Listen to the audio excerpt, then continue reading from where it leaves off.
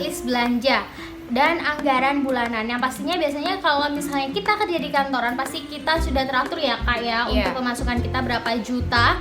Dan kalau bisnis pastinya kita juga bisa mengira-ngira tentang rata-rata omset kita setiap bulannya. Jadi yang pertama kalian harus bikin list anggaran untuk kebutuhan bulanan biar kita bisa mendahulukan mana sih belanja bulanan atau belanja perlengkapan yang lain. Nah yang kedua kita cukup membawa uang cash secukupnya aja. Jadi buat kalian nggak perlu keluar rumah dengan membawa uang yang lebih banyak gitu. Jadi kalau kita mau beli obat atau beli kebutuhan kebersihan atau yang lain, bawa uang secukupnya aja, jangan lebih-lebihkan ya. Apalagi di tengah pandemi ini marak banget ya Kak, kayak pencopetan, penjamretan. Jadi buat kalian bawa uang secukupnya aja, jangan berlebihan, karena itu juga bisa buat cara kita biar kita bisa hemat. Karena Kak pastinya kalau kita buka dompet pastinya ya cuma bawa uang segini, jadi kalian nggak belanja-belanja. Nah buat cara yang ketiga kita ada dahulukan bayar tagihan. Biasanya setiap bulanan pasti kita dikejar-kejar dengan tagihan sepeda, tagihan motor, tagihan listrik, dan tagihan-tagihan yang lain. Apalagi kalau misalnya kita membeli barang elektronik atau perlengkapan yang lain kredit, pastinya kita ditagih untuk setiap bulannya untuk membayar. Jadi itu juga masukin list kalian ya. Jadi dahulukan bayar tagihan. Jangan punya kehidupan yang muluk-muluk tapi nyatanya pendapatan kita tidak sesuai dengan kebutuhan kita. Jadi dahulukan bayar tagihan. Ingat teman-teman, dahulukan bayar tagihan ya. Apalagi hidup penuh tagihan juga pastinya nggak enak ya. Dan yang keempat, selanjutnya sisihkan gaji untuk ditabung. Jadi jangan untuk pengeluaran kita itu pasti ada pengeluaran yang lebih-lebih gitu.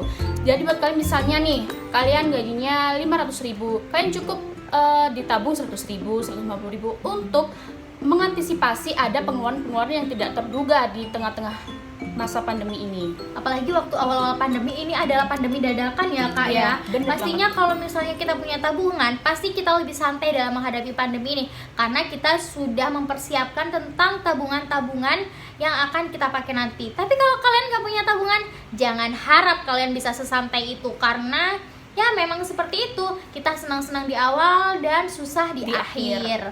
Nah buat selanjutnya, aku punya tips hemat untuk berbelanja produk lokal. Apa aja nih? Yang pertama, coba belanja di pusat grosir. Kenapa sih kita harus memilih untuk belanja di pusat grosir? Karena kalian lebih mendapatkan harga yang lebih murah di belanja sebelumnya gitu. Kan karena di pusat grosir itu lebih murah dibanding kita belanja di tempat lain gitu.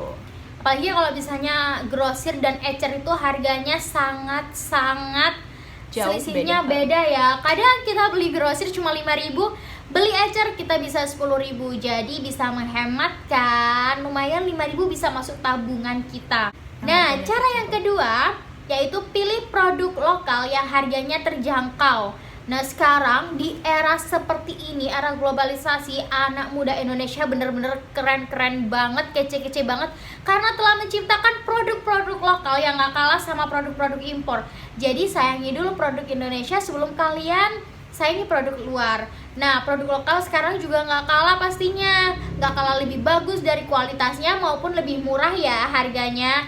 Jadi jangan anggap untuk produk lokal itu produk yang ecek-ecek, karena produk lokal sekarang juga mampu bersaing di tingkat dunia.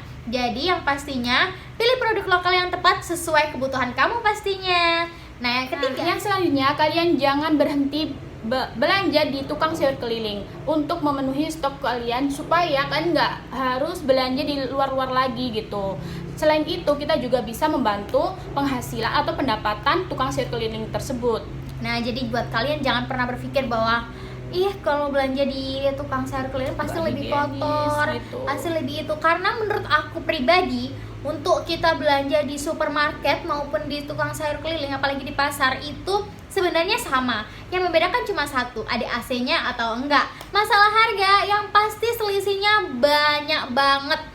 Masalah segarnya pastinya lebih segar di pasar dong. Cuma kadang masyarakat Indonesia sekarang masih melihat untuk di supermarket karena pemikirannya lebih bersih, lebih higienis, padahal nyatanya sama saja. Nah, selanjutnya aku juga punya tips gimana sih atur keuangan kalian buat kalian yang punya bisnis nih. Apalagi kalau misalnya anak muda sekarang di masa pandemi ini pasti banyak banget nih ya yang mulai bisnis-bisnis baru seperti jual tidy, thrift dan baju-baju lainnya, atau juga jual sepatu. Pokoknya masih banyak bisnis-bisnis zaman sekarang tuh bener-bener kreatif banget dan keren banget dan bagus banget. Aku acungin jempol untuk produk lokal kita. Nah, buat kalian caranya gampang banget. Kalian harus sisihkan antara uang modal dengan uang untung. Nah, yang pastinya setiap bulan owner atau karyawan yang kerja di workshop kalian digaji ya. Jadi kalian jangan harap bisa ambil uang untung atau uang modal sesuka kalian. Jadi meskipun jadi owner, kalian juga harus ambil gaji biar kalian tidak suka-suka untuk mengambil uang untung atau uang modal. Gampang banget kan caranya atur uang bisnis? Nah, buat kalian tetap stay healthy di rumah aja. Yang pastinya Steph mulai aja dulu. Dan see you. Makasih udah nonton video kita. Assalamualaikum warahmatullahi wabarakatuh.